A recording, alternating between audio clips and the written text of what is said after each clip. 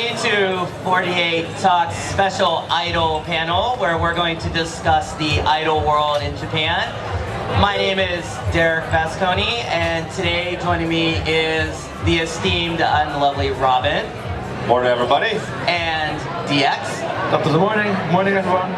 So, thank you, the people that are actually here watching us.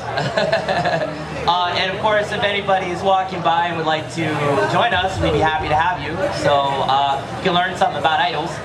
Anyways, basically, in Japan, there is kind of a phenomenon known as the idol culture, or idols in general, which is not very much unlike American idols, in the sense that there is this idea you want to support music and you want to support the musicians doing the music, but in Japan there's a little bit of a twist to it.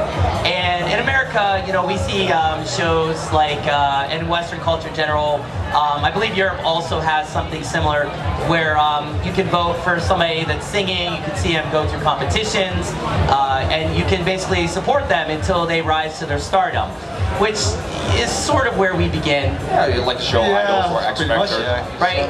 Yeah.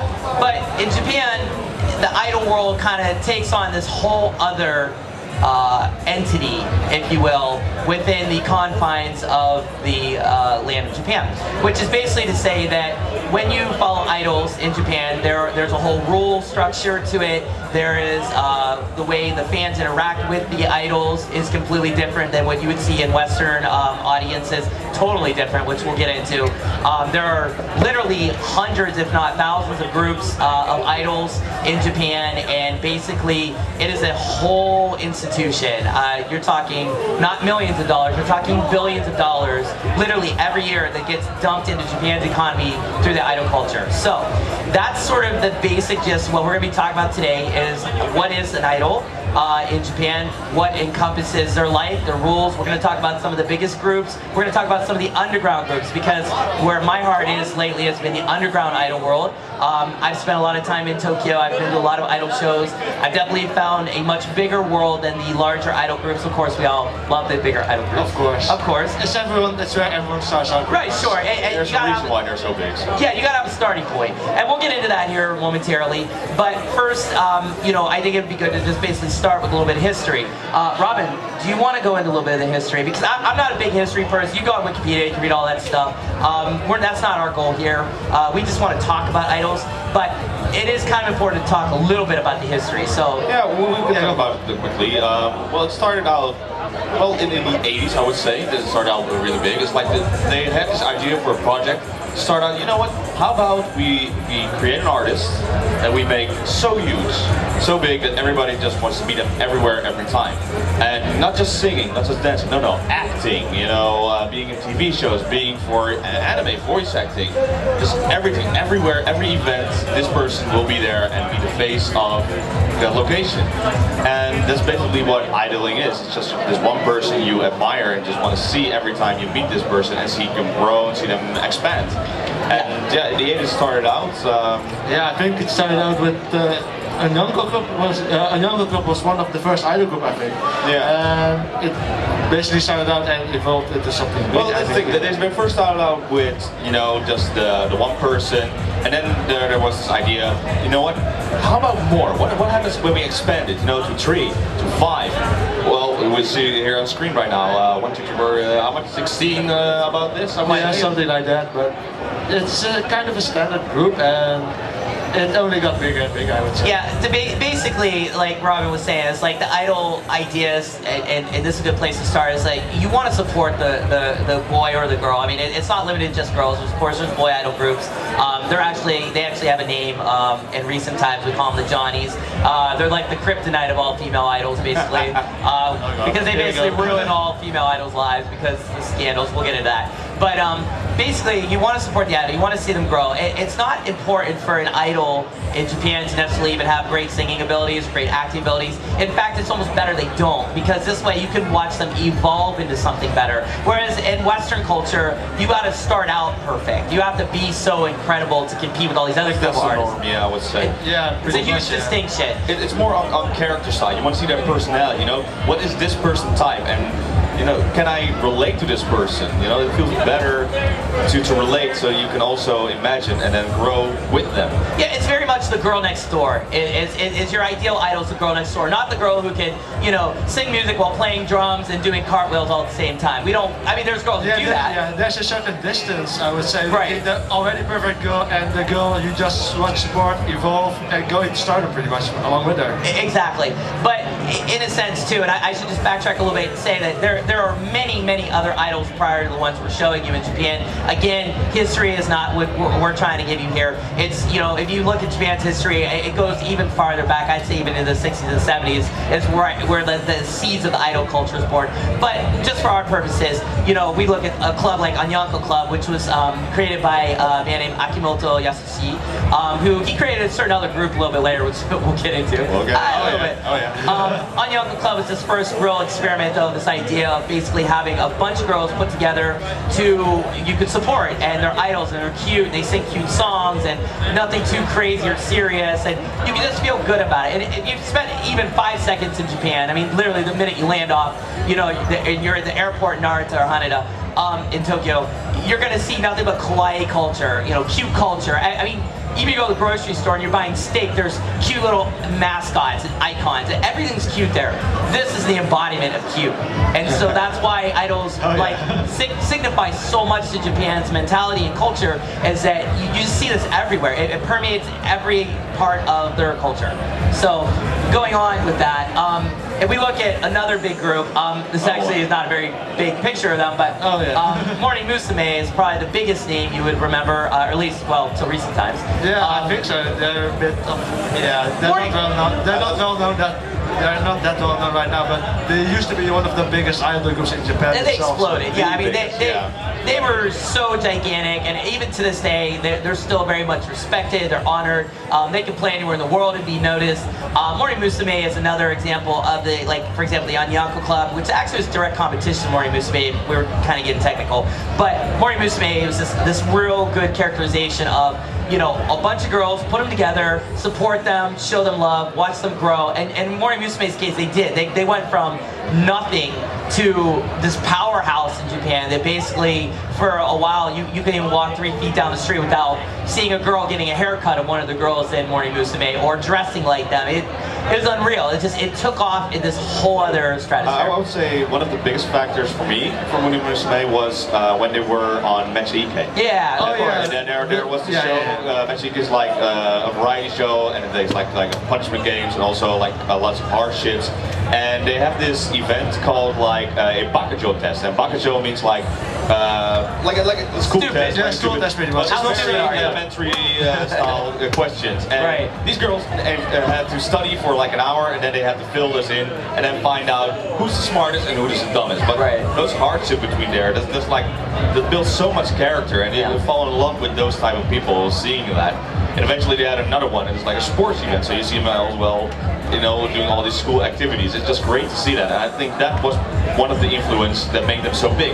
Yeah, and also to add to that, like, there's the variety component too, where some of these girls are just naturally funny, or they make so many horrible mistakes, you can't even believe they made those mistakes because they're so bad. And so there's a laugh factor too, that, like, you know, if you want to be entertained, it's not just about singing. And that's another part of the idol culture, is that it's not just about singing and dancing, it's about getting to know these girls on a very personal level. And what better way to do that, to see them on a variety show, you know, for example, trying to speak English and doing a terrible job of it. Man, I remember that episode. You remember what I'm talking about? What you say?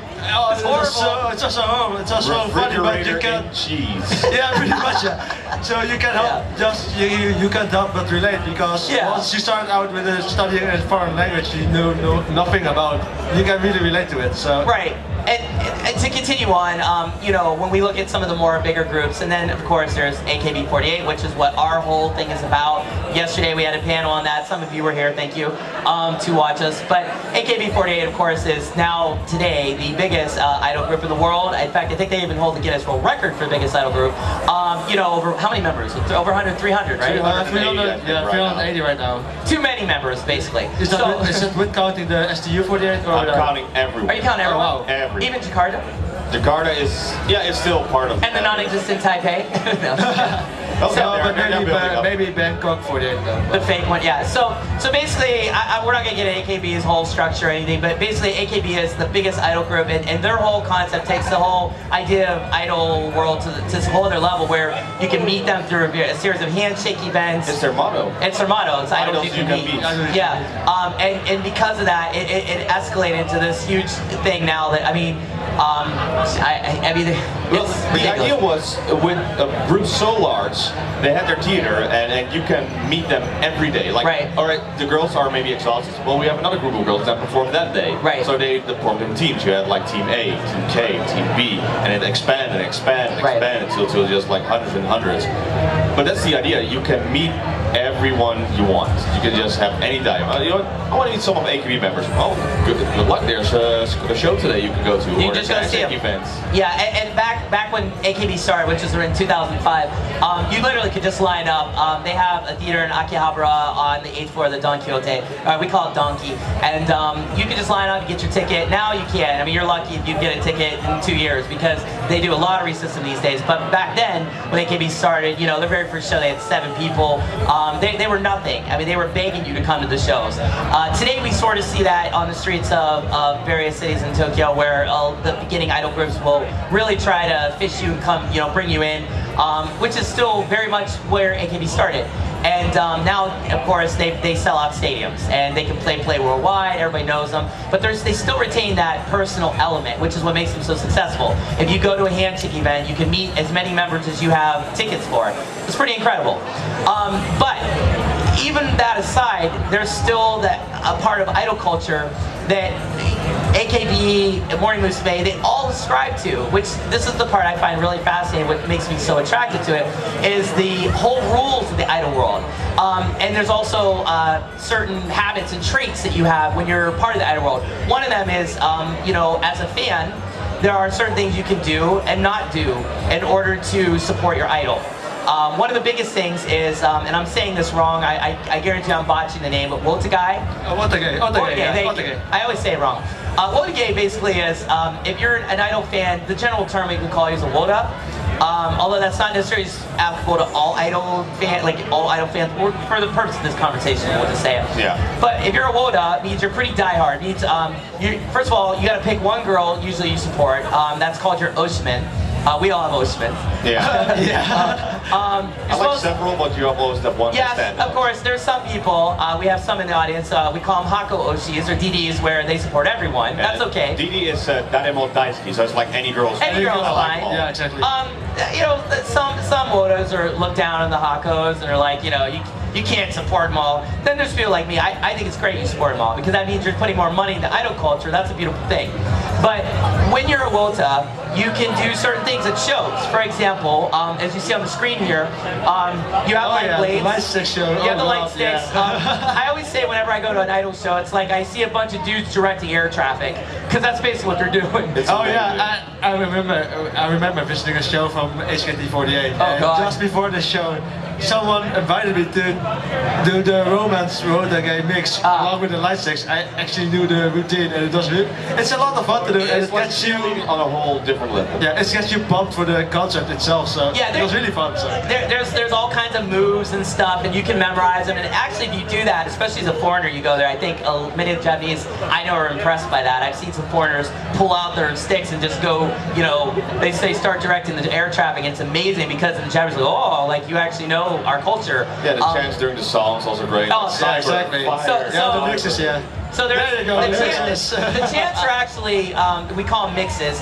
There are so many, but the most popular one, you'll hear this in every single idol show. I mean every idol show. I've heard it probably 400 or 500 times. It fits so well. It really gets you pumped up when you hear it. Exactly. You basically say it, like in pre-chorus, usually there's a section at the beginning of the song where you go, tiger, fire, cyber, fiber, diver, fiber, ja, ja. And like, that's actually only one line. There's actually 2 more different verse structures. The next one is this in Japanese. It's the Japanese words for all those. And then there's another one which is a little more expansive. And if you know them all, congratulations, that's pretty awesome. I only know this one. I'm too lazy to learn. It adds a feeling. When at a concert, when the crowd just gets into it every time with the song, it adds to the song and it makes the song even better. And then the members will also get very happy and they show more energy, you know, they dance more. So it's like a whole community thing. You're part of the performance when you do this. See, you become part of the performance. That's exactly it. It's another way to connect with your idols or idol that you love. For example, I was recently in Tokyo a couple weeks ago, and I was at the Shinjuku Loft, which is a very popular place to play, you know, like idol groups and things, or idol shows. There's lots of them there. And basically, when I was there was a group playing, and I didn't even like know who they were. They were called Gang Parade. Gang Parade is a very big idol group in Japan these days. It's like actually a mixture of a bunch of other idol groups, and it's like kind of like everybody's in there. Anyways, when Gang Parade started, it was the craziest thing I've ever seen when it comes to this chanting, because it was so loud, it was ear deafening. And then of course, like, everybody was dancing and doing the moves, and that's another thing. There's so many set moves for different idol groups, and once you know those moves, you're part of the performance. You're expected to do it. And that's kind of cool, because you're not just sitting there passively. It's like, you know, if you want to do that, go home, sit at home, watch it on YouTube. But when you go to these shows, it doesn't matter if you're a foreigner, if you're Japanese, it doesn't matter. Get in there and do it. You can start with the chant. As soon as you do this, you'll see a lot of guys standing around in a circle. They'll put their heads down and they'll just Yeah, feel exactly. at it, man. That happened to me when I went to I was at the underground idol concert at Barms in Akihabara, a smaller stage for performance. Yeah. And I didn't actually know the group, but I just tagged along, and when you always get this sense of timing to do the mixes, the tiger finger. You'll know. Chants. You know when to do the chants. Well, usually some dude goes, ah. Yeah, exactly, and then you go for it. As soon as you hear that, you get pumped, man, because it's like you know the craziness is about to start. And if the group is especially loved, and it's interesting because you might think a group might not be, and as soon as they take the stage, everybody's just standing around looking like real casual. It's like a light switch turns on, and it's just absolute, like, excuse my friend, it's ape shit. It's just insane. I've never seen anything like it. And it gets really incredible, because the more songs keep going, the more intense it gets, the more chants you hear. And that's, again, one of the appeals of idol culture, at least for me, I think is being there. I love it when certain songs, there's always like a little bit before they go to the next chorus. Oh, yeah. And they're like a member of Mayu is like her, Mayu. Oh, yeah. Mayu, something like that. Every song, it's almost like everybody for that group will get together and think, okay, we're going to do this part here and this part here, and it's developed naturally. And then the next thing you know, then it becomes solidified, and then every show you do it. And I've actually been part of a couple different idol groups and all that. I had to learn over a couple of years. Now I know it. I feel very much part of the group, and it's cool because you really feel like you're in the group participating, which is incredible. So I would say the fans are so passionate, and I think our next topic, the fans are so passionate that it's sometimes also a downside. Robin's really good at singing. I love this because he just sings me so perfectly into the next part. Thank you, Robin. He's so good at that. So yeah, the problem is, what happens when the fans are too passionate, or what happens when you know, you're meeting these idols and you want them to be part of your life, but it gets to maybe to be too personal. Well, thankfully, and I say thankful, this is a debate we could have for years. Yeah, but definitely. there's something in the idol culture called the love band. And it kind of extends more actually into the fact that as a fan, for example, you can't touch the idols. You touch them, you're getting taken down, probably by other fans. If they touch you, it's okay. But if you like try to shake their hand, you'll get this, a big dummy, you know? Another thing is too, when you're doing the whole thing with the idols, you have to pay money to take a picture with them, to get a handshake with them, a two-shot, they call them checkies. If you meet them outside, you're not allowed to take a picture of them. If you see them outside, you turn the other way. If you look at them, you can say hi, you can wave or something, but don't take pictures, don't go to them, approach them. No. Like, it's, again, in Western culture, if somebody gets done with the show and they're outside, you'd be like, hey, you know, you did a great job, you know, it was a great show, they might sit there and talk to you.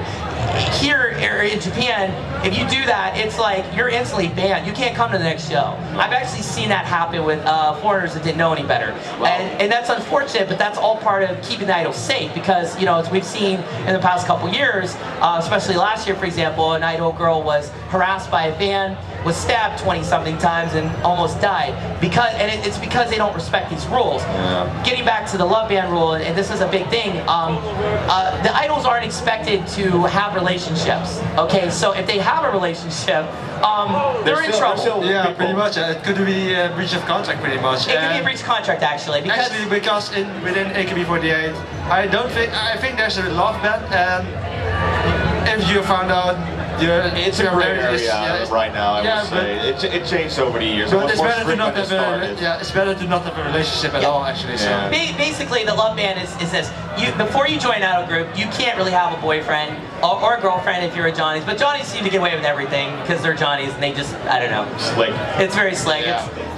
But for the girls, you can't have a boyfriend before. Oh, you definitely can have one during idol group, and when you have one after, you're still kind of looked at like you're, not okay. And I would say the biggest problem is the girls are when they join a group, most of them are like 14 or something. Yeah, they're young. Too young to have a boyfriend anyway. Grow up. Yeah. They still are a person. They still, develop feelings. You know what?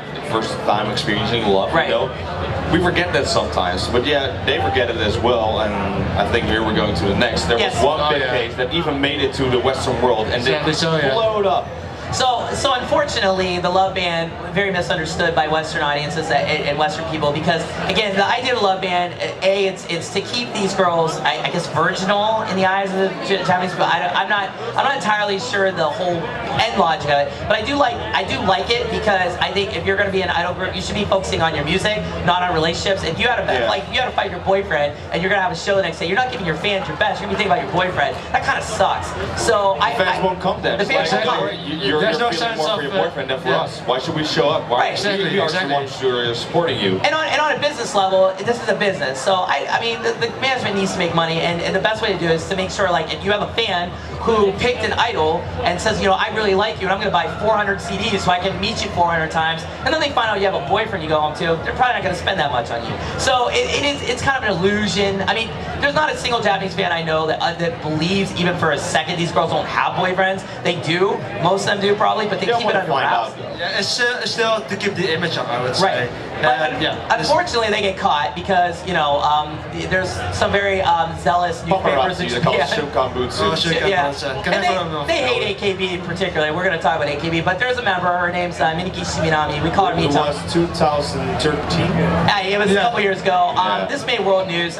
She was caught spending the night at a was it Johnny's? It was Johnny's. Johnny's, yeah. Of course, it was at Johnny's because they're the kryptonite of all idols. But basically, she was caught. So they took pictures.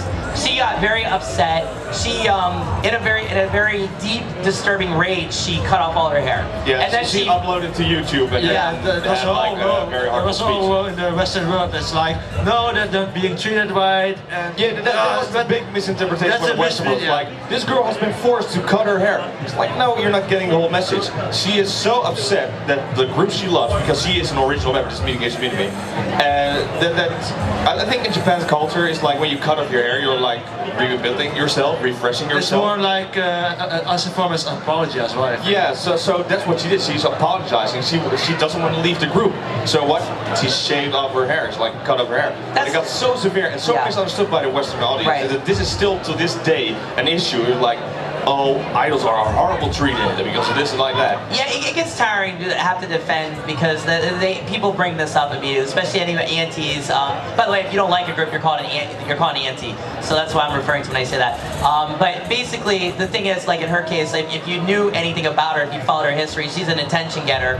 She loves AKB. It's her only thing in her life. So the idea that she would lose her precious and beloved idol group, she had an emotional reaction. It happened. She's young. And this is what I love. She got a choice. There's always a choice. They're never forced out of the group. No, but you have to go with the consequences. They always give an option. And sometimes it's safer, just graduate. Have your life, have your boyfriend, it's okay. And the fans are like, oh, it's sad to see you go. But in her case, she's like, I don't want to leave. Then, the producer, Aki Yossi, he said, all right, you want to start fresh? How about you'll just go to the training program again? You'll be a Kenkyusei, trainee. Yeah, she basically resetted her whole career. But because of that, this picture right here, this is 2017. This is her recent picture. She's still in the group. What happened then? She became a captain of one of the greatest Team 4, I would say. Team 4. Team 4 is one of the greatest. She's amazing. She recovered her entire life. She's so well respected. She takes all the younger girls. She tries to train them. They've even gotten so far past what happened. They've made fun of it on various variety shows. They destroyed her. She was wearing a okapi. Yeah, okapi wear. Yeah, the bald head. Man, can I take it off? Don't take it off. Unless you're on YouTube. Yeah. Yeah, exactly. I mean, it's cool they can make fun of it, but at the same time, the point is, it's like, you know, these rules exist. That's another part of the idol culture. You can weave in and out of them as an idol, but they exist for a reason. And that's, again, part of the uniqueness of what the idol world is that you can have this actual setup where if you really like a girl or whatever, you can totally support her. When she messes up and she screws with one of these dudes, you know, basically, you could still say, hey, you know, we don't care. Of course, weirdly enough, maybe this is a little bit of the misogynistic culture in Japan. I hate to bring that up, but there is a little bit of that there in this case. These guys can have girlfriends as much as they want. They don't ever seem to get busted. They can copy on every girl they see. Yeah, exactly. They always get caught, but no consequences at all, and it kind of pisses me off. Yeah, it makes me mad. Kabedon, for those who don't know, is just a sleazy move, you know, when you see a girl and just put them against the wall and then your arm like this. And then girls are like, oh my god. So they're the masters of this basically, because every idol girl gets, like, at some point they confronted Johnny and then it's like their life's over unless they just hurry up, just go, no, I'm not even gonna look at you. So it's kind of fun. It's funny to me, but I mean for those girls, unfortunately, it isn't. But anyways, that's part of the idol culture too, is you know, being part of these set of rules and following them. There are various other groups though that don't necessarily follow a lot of rules. Or there's girls that, for example, take it to a whole other level. A good example is, of course, baby metal. You all know what baby metal is. You better if you live in Europe. Yeah, exactly. You know, this is an example of taking the idol culture and not keeping it cute. Which, again, another component of idol culture is a lot of cute songs, a lot of kawaii stuff. Basically, to put a smile on your face. These girls do it a little bit different. They're amazing though. Oh, they're incredible. Not to detract, I love them and they're great. But they're another example of idols.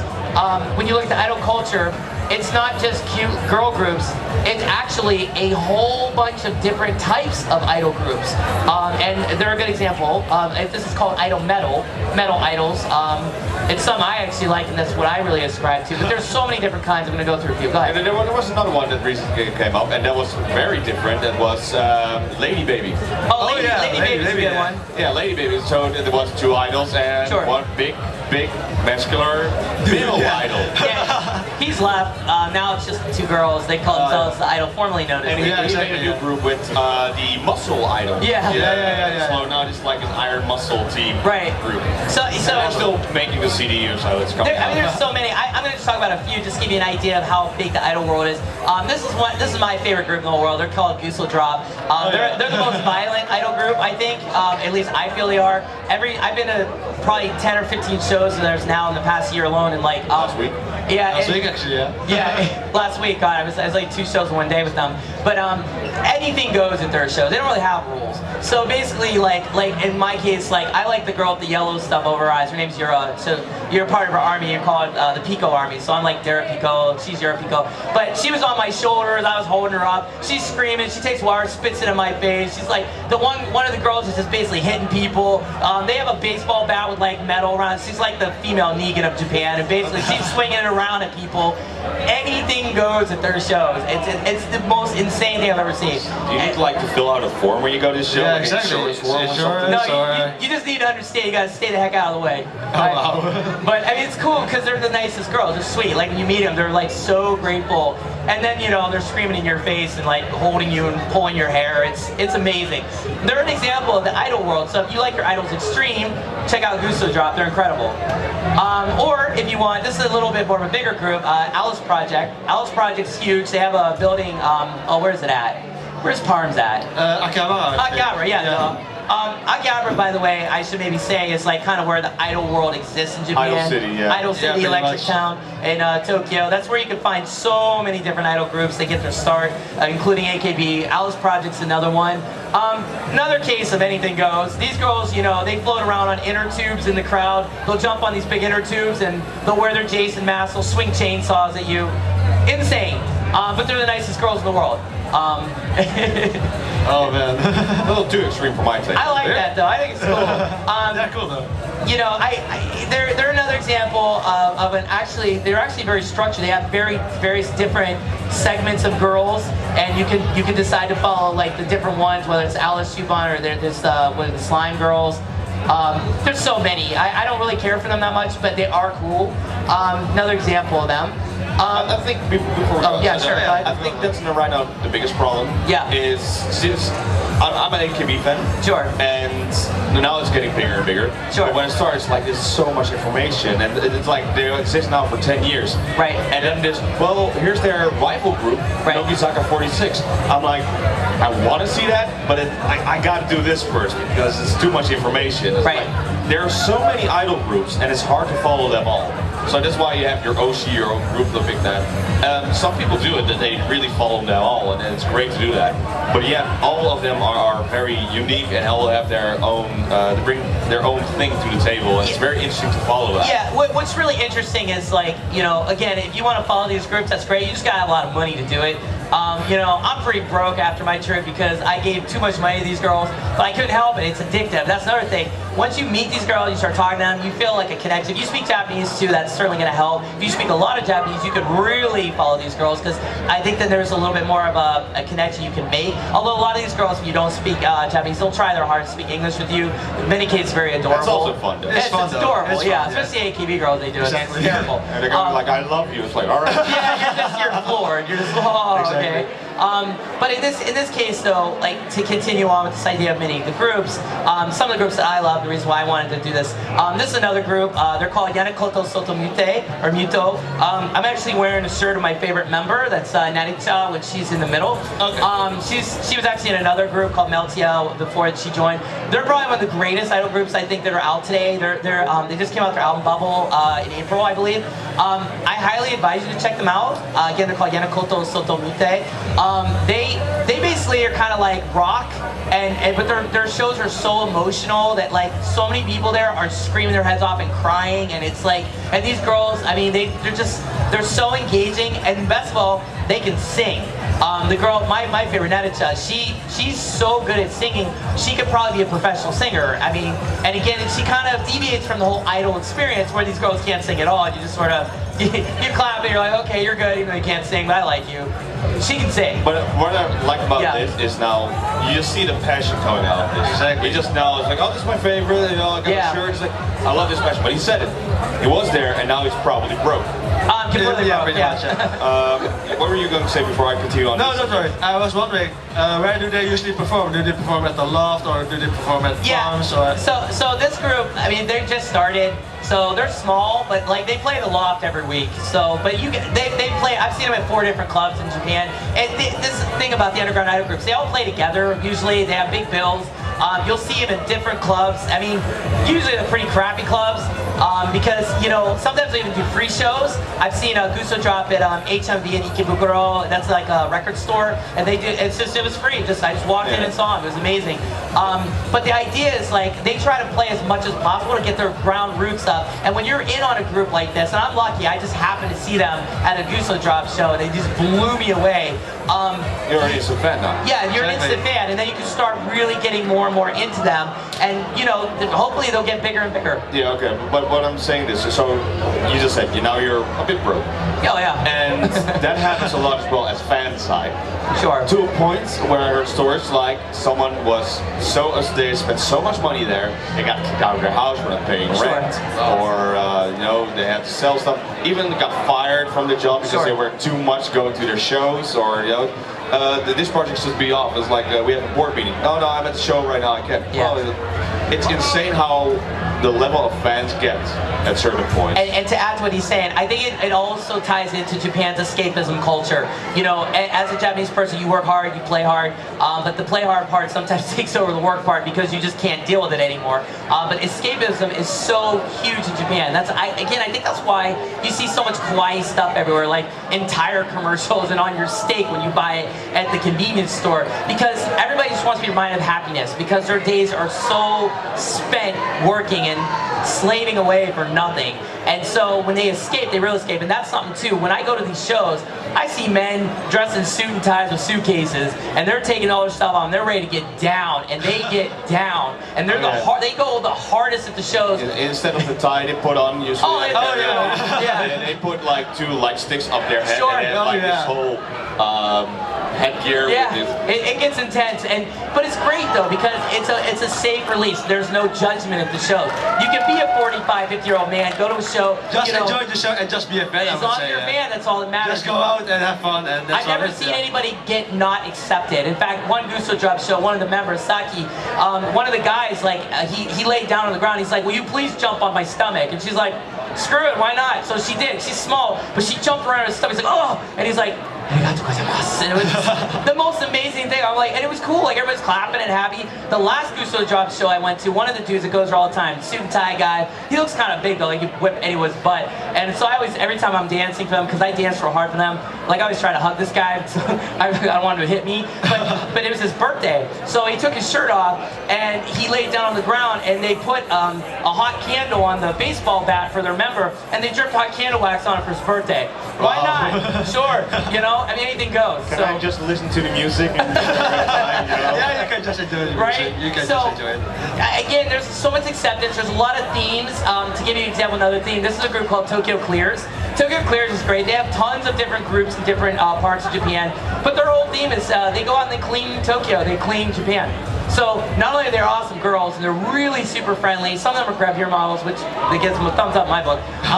But they're also, you can go with them as a fan and go clean up the streets if you want. So you just hang out with the girls and clean up. I mean, that's like ridiculously cool, you know. So It's pretty fun. I really like that. This is something you can talk about, DX. Oh yeah, this is an event called Tokyo Idol Festival. It's one of the biggest festivals in Japan, and with the basic gist of it is lots of underground idols gather and have a big old Not even festival. underground, I would say. Underground and the bigger, like HKT48 and NGT48 actually. I went there I went to the Tokyo Idol Festival in 2014, and when I was there, let's just say I never expected to spend that much money. I think I spent about 50,000, 60,000 yen, I think, about 500 euros. And the problem was I found so many new groups to follow. It's like I never expected it. All new different styles, all new different cute girls, and I really like, as for me personally, I really like the EDM style and the hardstyle style and the AKB style. Yeah. So when there was a performance in that style, I immediately went on my phone and what's the name of the group, and do they have a sign, and do they have merchandise, and I immediately bought the shirt, and it was crazy and it was really expensive, so yeah. Sure. So this is an example too of where you can actually see idol groups all together, and this is actually kind of in a way good if you are budgeted. And we're only bringing up the money thing because if you are going to follow idol groups, you better be prepared to shell out some money if you want to do anything with them. But this is a case where you can see a bunch of groups for one cost. It's really cool. They do this a lot. Actually, not as big as this, but like just in my time in Japan, there was no less than 5 or 6 shows like this where it's just 20, 30 idol groups. The problem is they only play 15 minutes, 20 minutes, so you don't get the full experience of the group. So sometimes you do. Meal time. Just, you know, this is their chance. It's a chance to get see them. out of the underground scene. You know, Which is cool. Just maybe a few hundred fans, 200, I don't know, 1,000. And then they're like, I want to see a show. And they show up and they expand, and they're out of the underground scene and they get on TV and become an AKB contender. Exactly. Sure. I think the mechanic of the festivals like Idol Festival is you have the main groups like AKB, HKT, NGT, they draw in the crowd, and the underground idols, maybe the fans from the AKB's fans, they discover the underground idol and they go to their show after the festival's over. So I think it's kind of a mechanic like that. I mean, what's amazing and why we're even doing a panel here is that it's a thriving culture. It's a subculture for sure, but it's thriving. If you go to Akihabara in Tokyo, you'll see it at every corner, every store will have something relating to idols. If you look at any of the clubs, especially in Shinjuku and Shibuya, it's every day it's an idol show, every single day. And so with that in mind, it's very interesting that if you pick an idol group and you follow them, there's a lot of reward for you there because you can meet these girls, and there's so many times, as long as you follow the rules and you're cool, you can have a real connection with them. So when you see like the big idol groups in America, you can't get it. The closer you get to them is their security. These girls don't necessarily have security. I mean, you go to a show, you see them, you respect the rules, you talk to them in the organized way, you talk to them, and pretty soon they know you, they know your name, they'll be so excited to see you. I know I hadn't seen Gusto Drop for a while, and then when I showed up and I went to my very first show last month, and I saw them, immediately when Yura-chan, my Oshi, saw me, she pointed at me, she smiled. A lot of the fans like clapped. lot because I hadn't been there in so long, and it was like joining an old family. And it is, if you start to have like a whole family. So if you're looking for a subculture, you're looking for something to get into, the idol world is very rewarding, especially when you find that group that just moves you. Like, I've been moved deeply by a lot of these groups, and I'm just scratching the surface. So my question right now is, do you think this concept would work in the Western That's a good world? question. I was just going to get to that. I don't think it would work in Western culture. That's the thing. I think as a culture, we are. It's hard word. I wouldn't say spoiled, but we are like our own individuals, and we. It's more we have all our own ideas, Right. and that doesn't work in combination with the idea of an idol group, you know, that's supportive. We all are a little bit selfish, I would say, on that level. Yeah, if this would work in Western culture, it'd be amazing. I'm not sure it would unless it was to be more like to honor the idea that's coming from Japan instead of making it its own unique Western concept. It would be like people that know Japanese culture would obviously ascribe to any idol groups that are formed in the West, but as far as like Westerner people overall accepting, they'd have to know all of this. I mean, we're giving you a little taste of it. I'm not even really touching the surface, we don't have time, but once you get into this, it's very complex, it's very involved. How do you explain that to somebody in a 30-second pitch on a TV show to get them to come see you? You know, it'd be hard. And again, the biggest problem would be the rules. If you see these girls in a Western environment and you want to meet them, and then you try to shake their hands and talk to them, it's a big this. You can't have that in Western culture. You expect to do that. You think it's totally okay to do that. And in Japan, you don't do that. Exactly. So I don't think that's the main reason that it wouldn't work here, because the culture difference is way too big and the gap is like this, Right. and you can't cross it. So. Right, so I want to do two things real quick. First of all, I want to ask you two some of your favorite idol groups, and then actually I want to open up to anyone out there that would like to ask questions. Certainly feel free to do that, but first, what is your favorite? Well, I know, but do you have any besides AKB? We're all big AKB48 fans, but It's still hard, I would say, for the group. This is their official round, the 46 group, and right now they are killing it so much. They started like last year. It's Keizaka 46. Sure. These are their concept of their idol group is more on a realistic take, and I like that. The cutesy stuff is okay, but I like it when I can relate more, and with Keizaka I can relate so much. And their number one girl, Hirate Yunina, she's only 15 years old, but she's She's so a beast, great. man. She's a beast. She's a little bitch. I call her like the dark idol because she is so real and so. She's definitely. It's just amazing to hear, and her voice is just beautiful. She dances great, and she has a great character. I love this group so much, and there are times that I'm like more interested in Keizaka 46 than AKB48. Yeah. Although I can never be AKB48, it's just too much, so much fun. Exactly. What about you? Now, for me, outside of the 46 group and the 48 group, I'm following Marbles, a smaller idol group. They do hardstyle music. Idol hardstyle. It's also quite an interesting combination because I really like hardstyle. Sure. And besides that, I'm following an underground group called Kokepio, and they usually do their own style. It's a bit of Latin style, and they do sometimes cover songs as well. And I really like them. And it's awesome. And I didn't have the chance. I do have a quick funny story. We mentioned it yesterday, but we actually know a underground idol, one person. Sure. So there's this platform again. And I mentioned it yesterday, there's this nothing called showroom, and that's where idols, actually, there's a whole section with them, you know, just stream and just talk to people and interact.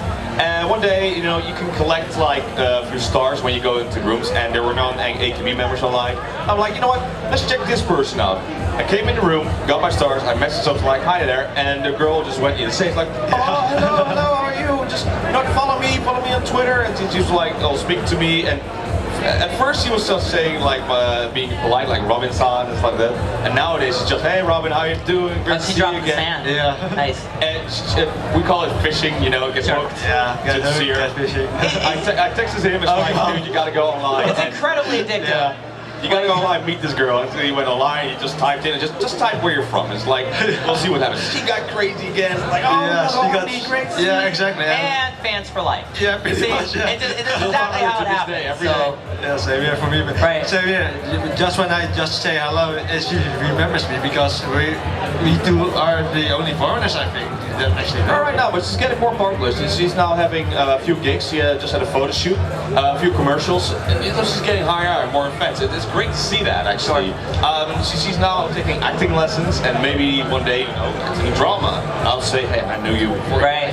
Yeah. Yeah. The thing is too is like with what they're saying, it's very easy to fall into that. And again, it's an encouraging thing for, especially if you're a foreigner, you can stand out. Obviously, it's a very good thing to try because they might like the fact they have a foreign fan. Think about it. If you're some young Japanese girl doing music in Japan, your concept of the idea of the foreign world knowing you might be very limited. You might be so surprised and you're so grateful that you could be that band that they'll always know because you were their first foreign fan, and that's a good thing because then you're always going to have that place in their life. And again, it's all about building that connection. Nowadays, when I try to find a new idol group, it's two things for me. For me, I have to have music there. I gotta like the music. That's not necessarily always the case though. Sometimes I don't care about the music, I just care about the girls. But the big thing is I have to have a connection with the girl. She's gotta recognize me, or if I'm at the show, she's gotta point at me and like single me out. Or Feel appreciated. You gotta feel really appreciated. And if I feel that, I'll continue to support them, and that's what's cool. That's how it works. Exactly. So let's open up for the questions. Yeah, we have 15 minutes. Would anybody like to ask a question? And please do. For a special thing, if you ask a question, Hey, if you ask a question, we might have something for you. yeah, maybe something we can give you. You know, give us a little taste of what idol music is. Exactly. So let's open up the floors and. Don't be shy. Come on. Don't be shy. Ask a question. Go ahead, Eric. Go ahead. I'll go over there. Go ahead. I'll go run. Don't give him something. He already has some. He already has. So he asked a question yesterday. All right. For me, the question is, if you are not in Japan, how is the best way to approach the idol? How's the best way to approach? Best way of approaching. Oh. The best way to Outside of Japan. If you are outside of the Japan, what So- are the challenges? So your question was how to get into this in general? How to get information? Okay, so that's actually a great question. For me, it was two ways. One is you could just go on YouTube and just type in idols in Japan, and I mean you're gonna get like 400 pages of idols. So that's a good way to start because nowadays a lot of things they allow you to actually film so many shows. Like my group Yanakoto, there's the whole concerts of them up there, which will totally make you fans. Guso, I'm on so many Guso shows on YouTube. That's how I got into it, was just kind of looking for stuff. Another thing is too, if you actually go to Japan, and I'm serious, go to Akihabara and just walk down the street, you will get. That's a good one. I mean, That's a good one, just actually, throw yeah. a stone, you're gonna hit an idol. Yeah, pretty much. Well, Literally. don't do that, but. Yeah. Bad example. For me, well, we talked about it again yesterday. For me, it was just one YouTube video. Yeah. Oh yeah. Just one YouTube video I watched. It's a TV show, a variety show, AK Bingo. I just saw this one girl, Akima Saika, and those 5 minutes changed my life. Yeah. Like 1 week later, I watched 200 episodes of this show, and then I went down a rabbit hole, and now I'm sitting here on this stage and talking about this. It just happened. Crazy. For me, it was when I returned from my Japan trip in 2012. Back then, I still was an anime fan rather than an idol fan. So I went to Akihabara and I was like, why is this AKB thing bigger than anime itself pretty much? And Yeah. the whole theater, their own store, it was mesmerizing for me. So when I returned to the Netherlands, I went to visit a friend who was an idol fan for a longer time. And I asked him, what is this AKB stuff? And he showed me the AKB Bingo, and I ended up binge watching it all night with him. And since then, I was a fan pretty much. So. Yeah. So like anime conventions is a good place too. The idol world crosses over here. This is again, it's a good fit. If you like anime, you're gonna maybe hear an idol group. One group I didn't talk about was like Moe or Clover Z, which is another huge idol group. Yeah, actually, I thought I had a picture of them there, but I guess I didn't. But anyways, like they've been part of I believe animes and stuff. So they've had intros and stuff. Things. They're all over everything. Yeah, exactly. So What I do. you might hear a song in anime and be like, wow, this is amazing. Who is it? It might be an idol group. In fact, there's actually animes about idol groups. Idol Master right now. yeah, exactly, yeah. Well, So, and AKB48 even have their own. AKB 0048. Yeah. So that's a good way to get in. So anime, I'd say YouTube. Just type in idols in Japan, you'll get everything. Or you've got some information here. Check them out. Exactly. All right, anyone else? You say idol culture won't work here, but don't you think it's kind of breaking out here thanks to baby metal and others old idols? I mean, Necronomidol is coming to England now, so I think slowly but surely it can get bigger here. Well, that's a good idea. Yeah. So what was the question? Or just So the idea is that idols can break out also now in Western audience. So the idea of a Western culture idol is now more possible than it used to be. So to answer to what you're talking about, Necronominal, I've seen them several times. They're actually managed by like a non-Japanese, but he's actually grown up in Japan, I guess. So he's more Japanese than he is white, I guess would be the best way to put it. There you go, sir. Thank you. There you go. So the thing with Necronominal is, you know, they have a different sound. They're kind of very, I don't want to say gothic. I don't even know if that's the correct word, but they're very dark. They also don't really have any rules. Somebody schooled me on that, actually corrected me because I thought they did. Because when I saw them live, they were, I don't want to say they were boring, but they just compared, like they were on a show with Guso Drop and I saw them the first time, and you know, Guso just blew them out of the water. But Necronominal headline, but they were just, you know, they did their thing, and it's very atmospheric for them. But they would cross over very well to the Western culture because they tap into, like, if you're in any like goth music or like anything from Cure to I hate to even use Cure and gothic because I think real gothic people be like they're not gothic, but you know, anything in that kind of I think it mixes it really well. Necronominal blends well. I think it blends well with the Western style of gothic and I would say the metal style or the rock style or the gothic style idols, they have at the moment they can cross over. Guso Drop could play any like hardcore metal show in America, and they would have kids dance because they have breakdowns that'll just rip your head off. So I would say the 100% idol type. It still needs to be a mixture of either metal or gothic. Just imagine like I forgot that song we played. Yeah. About bananas and stuff like exactly, what am I watching? Yeah, you could go the other route and go like the real cutesy idol, and I don't know if that would translate very well in the West. People would just be like, what the heck am I watching? But again, it's different strokes for different folks. It's whatever your flavor is. Like, I'm a metal kid, I grew up in the metal world, so anything metal and idol, if I can put them together, like cute Japanese girls like screaming their head off, instant win for me, okay? But that might not be your thing. You know, you might like the girl or the guy or whatever who's like just doing like a love ballad. You know, there's plenty of that, of idols do that, like over to the point of death. Songs, Yeah. So that's a great question. Anybody else? We got time for probably one more. Really? Not sure. That's cool. No, that's cool. We could still talk about it. Yeah. What would I say? With the love ballad, I could follow up with that. I think there are certain times at concerts, you know, especially we didn't talk about graduating actually, what happens there. Sure. In idol groups, most of the time, members, they always have the choice to leave. And instead of leaving, because they have done so much effort, if they're still on good terms, they get their graduation ceremony. Like you're leaving school, basically. But the most popular members, they get even like a huge concert for 2 days.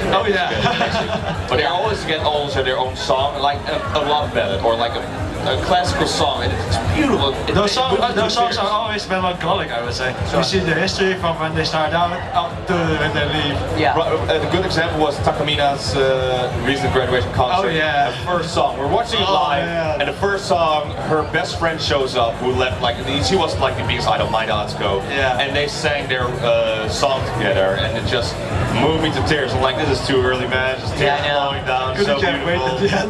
Couldn't you have waited at the end? But like you said, with the song types, I like the cute stuff, I like the metal stuff, EDM, it's like, it's all flavor, but I like the character, and we get very critical about the songs. We get so critical. Just one song. The one thing I don't like, and they still haven't perfected it, is when they rap.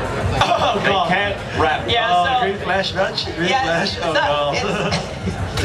Some of these girls really can't rap, they can't sing, but again, it doesn't matter, you just want to support them. I personally like the idol girls that like don't have anything going for them, they're just train wrecks, because I like the train wreck girls or the mentally unstable ones, because like there's a lot of those too, and I'll get to one in a second, but basically the idea is to watch them grow into something, and that's part of the reward of the idol world, because when they eventually graduate, you could be the fan that makes them a cake and says congratulations. That's actually okay to do in some instances, and there's that level of appreciation. When you see your idol, your favorite idol you've watched for years, start crying and thanking you, it's all worth it. It's that kind of reward you have.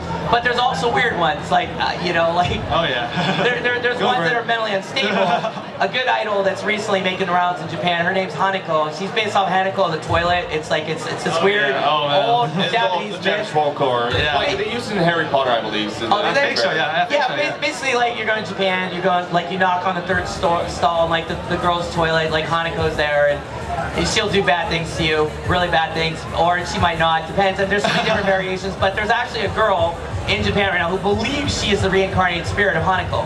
And so when you go to her shows, I mean, anything happens from her dousing you with ketchup to throwing toilet paper at your face. I mean, she's actually so intense, and she's done so many horrible things that shows she actually has a list of clubs she's banned from, which she probably boasts. But she's also a very sweet girl. Like you see her on her Twitter, she's just like normal. Still exposure. Exactly. And she's insane, but she's mentally unstable. She's really insane. I think so, that's one good way to end this episode. So you like the unstable, the same. they're the best. What type do you like? Usually I'm more of the leader type person, like Takamina, Yokoyama, but nowadays I'm more into characters like Komiyama. So well, you would say character like the cutesy character, or like Yeah. the ones who has like a different side to her? There was like a different side to her. You know, actually, they look cute, but in reality they're like exactly, a bit evil. Right. Yeah, pretty much, yeah. Yeah, What about you? For me, it's like the serious ones. You know, the hard-working ones. They want to expand the group. They know that they value like team effort, and then they want what's best for the fans. Like serious type. Right. The one who gives them 110% every day. Yeah, I'm going to close this out by saying two things. One is, first of all, thank you all, any of you who are listening, appreciate it. This is fun. It's very awesome. Idol World is very rewarding. Our purpose here today was just to give you a little taste, to give you some kind of introduction. Feel free to talk to any of us. We're all pretty well versed in Idol World. Like I said, I've been in Japan many times, lived there, so I've actually been able to really get into the idol world, the underground world. It's so rewarding. You've been there enormous amounts of times. Yeah. I'm going there soon. You will. You will. Please check out an idol group. Just get into one. You'll see exactly what we're talking about. And then the second thing is too, just my own shameless plug. I'm actually doing another panel later today in the North America room on Japanese horror. That's actually I'm a horror writer, so I'm doing a whole thing on that. If you want to get scared and like really learn about J-horror and how ridiculously creepy it is, please come check me out. It's at 7:45 in the North American room. in the North American room. So shameless plug. Anyways, that's it. So thank you. Appreciate Thank you so much. Thank you very much. Enjoy Animecon. Enjoy it.